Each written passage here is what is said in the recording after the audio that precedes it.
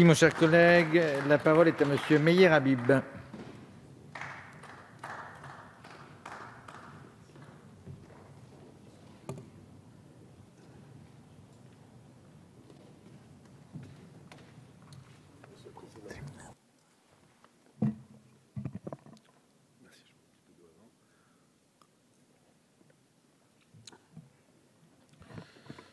Monsieur le Président, Madame la Ministre, Monsieur le Ministre, Monsieur le rapporteur, Monsieur le Président de la Commission des Affaires sociales, mes chers collègues.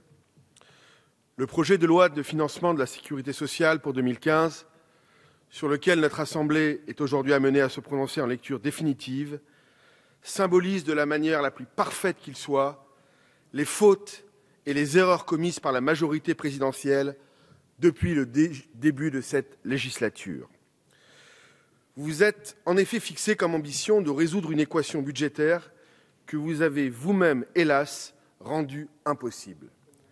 Impossible car depuis le début du quinquennat, vous avez préféré le matraquage fiscal aux économies budgétaires, mettant ainsi à mal la compétitivité de nos entreprises et fragilisant le pouvoir d'achat.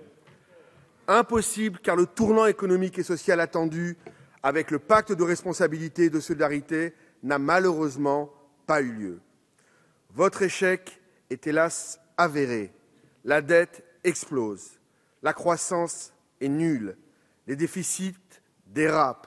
Les dépenses publiques n'ont jamais été aussi élevées.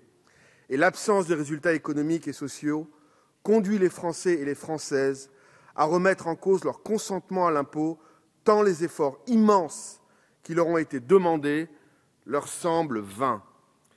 Il était par conséquent indispensable que le projet de loi de financement de la sécurité sociale pour 2015 marque une véritable rupture avec la politique menée depuis le début du quinquennat et pose enfin les jalons de réformes structurelles. La réforme de la protection sociale et de la santé, que notre groupe, l'UDI, appelle de ses vœux, devait être préfigurée par ce projet de loi.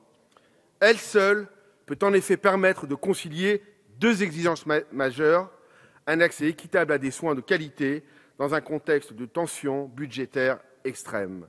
Or, ce projet de loi ne contient aucune avancée significative en la matière. Pire, notre groupe a défendu des propositions de réformes structurelles que vous avez, une à une, balayées d'un revers de main, que ce soit sur le mode de financement de la protection sociale, sur notre système de retraite par répartition, sur la prise en charge de la perte d'autonomie, sur l'hôpital et la régulation des dépenses de ville, l'accès aux soins ou enfin sur la gestion et le pilotage de la sécurité sociale. Parce que vous vous refusez à engager ces réformes, il vous sera impossible de réaliser les 50 milliards d'euros d'économies budgétaires promises, qu'à titre personnel, j'avais d'ailleurs voté parce que je considérais que ça allait dans une bonne direction, même si de façon insuffisante, mais dans une bonne direction pour la France. À cet égard, je veux souligner qu'alors que la majorité s'apprête à adopter ce projet de loi, le gouvernement n'a toujours pas présenté le détail des 6,4 milliards d'euros d'économies qu'il prétend réaliser sur les dépenses de protection sociale. Vous prétendez notamment réaliser 3,2 milliards d'économies sur l'assurance maladie, mais en réalité, l'appréciation des économies annoncées ne repose que sur l'écart par rapport à une croissance tendancielle de 3,9% de l'objectif national de dépenses d'assurance maladie. Vous ne faites par conséquent aucune économie, ce qui conduit le Haut Conseil des finances publiques à estimer qu'au vu des mesures présentées, l'objectif d'une croissance de la dépense publique limitée à 1,1% en valeur prévue pour 2015 ne sera pas atteint. J'ajoute que les 6,3 milliards d'euros d'allègement de charges prévus par le pacte de responsabilité et de solidarité ne sont compensés que par des transferts. Ce tour de passe-passe budgétaire ne peut faire oublier que le pacte de responsabilité et de solidarité n'est pas financé. Quelle est la conséquence directe de cette absence totale de courage ? Vous vous livrez à une attaque sans précédent contre la politique familiale.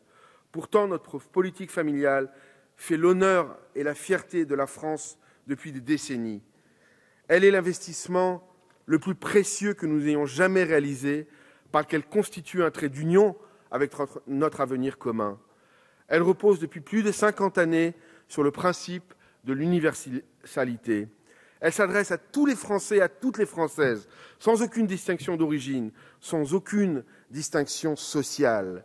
Elle repose par conséquent sur l'idée que chaque enfant est une chance et une richesse pour la France, pour son avenir, pour notre avenir, et quelles que soient les ressources dont disposent ses parents.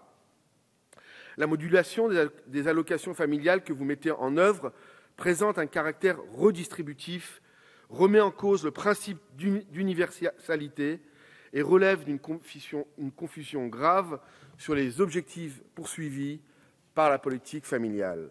En outre, la branche famille n'est déficitaire que parce que ses recettes continuent de combler le déficit de financement de notre système de retraite par répartition, faute de réformes structurelles permettant d'en assurer la pérennité.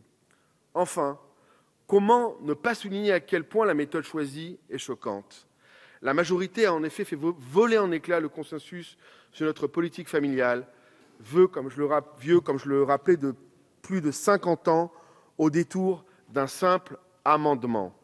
La modulation des allocations familiales à laquelle la majorité prête des objectifs de justice sociale n'a en réalité qu'un but comptable. Il ne s'agit que d'une fuite en avant pour mieux repousser les réformes profondes qu'il convient de mener pour préserver notre modèle social. Enfin, notre groupe UDI regrette profondément que le gouvernement et la majorité n'aient pas été ouverts aux propositions formulées par la Commission des affaires sociales ou par le Sénat. Le gouvernement a ainsi fait l'erreur de tordre le bras à sa majorité pour qu'elle supprime l'amendement portant à 1,5 € par heure la déduction forfaitaire pour les particuliers employeurs, amendement pourtant adopté par la Commission des affaires sociales et par le Sénat.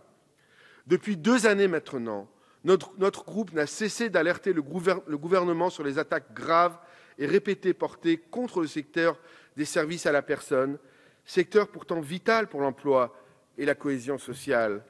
En effet, en 2012, le secteur des services à la personne était encore l'un des plus dynamiques et connaissait l'un des plus forts taux de recrutement du pays. Ce secteur connaît aujourd'hui une dégradation inédite ainsi qu'une recrudescence du travail non déclaré. Il était par conséquent vital d'adresser un message fort de confiance aux 4,5 millions de familles qui emploient à domicile et de les conforter dans leur capacité à créer de l'emploi et à agir pour plus de cohésion sociale et de solidarité locale. Nous ne pouvons que déplorer cette occasion manquée. Notre seul motif et maigre motif de satisfaction réside dans l'adoption d'un amendement alourdissant la taxation exceptionnelle des retraites chapeaux sous l'impulsion décisive de notre groupe. Cette mesure, qui ne concernerait que les retraites chapeaux les plus importantes, permettra de moraliser cette pratique particulièrement choquante pour tous nos concitoyens, dont les conditions de fixation échappent à toute transparence et qui nourrit le sentiment d'incompréhension et d'injustice des Français et des Françaises au moment où on leur demande encore et toujours plus d'efforts.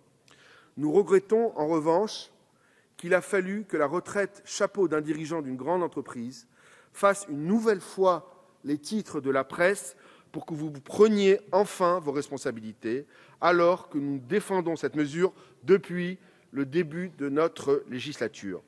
Pour autant, cette avancée significative pèse bien peu face aux insuffisances majeures de ce projet de loi de financement de la sécurité sociale de 2015.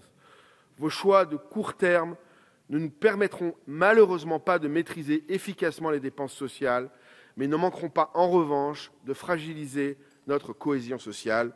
Aussi, vous l'avez compris, mes chers collègues, notre groupe votera contre ce projet de loi. Je vous remercie de votre attention. Merci.